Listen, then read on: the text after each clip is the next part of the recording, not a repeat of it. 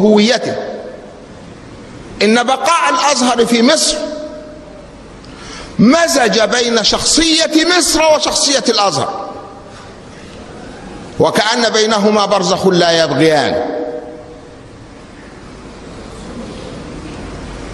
شخصية الأزهر هي شخصية مصر، التناغم في الوحدة والاجتماع مع الاختلاف، أخذا بقوله تعالى: ولو شاء ربك لجعل الناس أمة واحدة ولا يزالون مختلفين إلا من رحم ربك.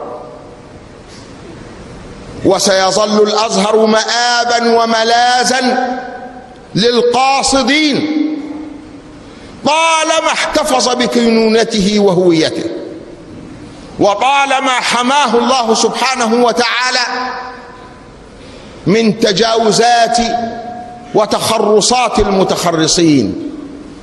إنه بحمد الله محفوظ من كل ذلك. وأعتقد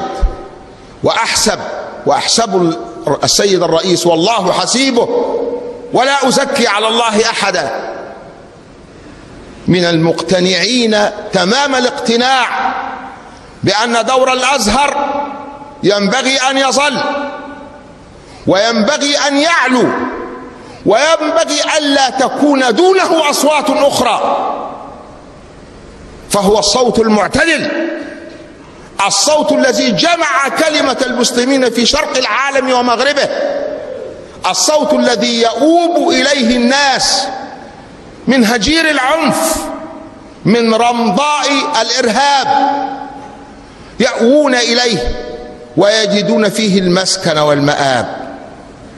أعتقد أن رسالة الأزهر قد سمعها الرئيس الموفق إن شاء الله من مآذن الأزهر وأعمدته وأفنيته، ومن أصوات هؤلاء الذين من شيوخنا القدامى الذين نسمع أصواتهم معنا الآن، وهم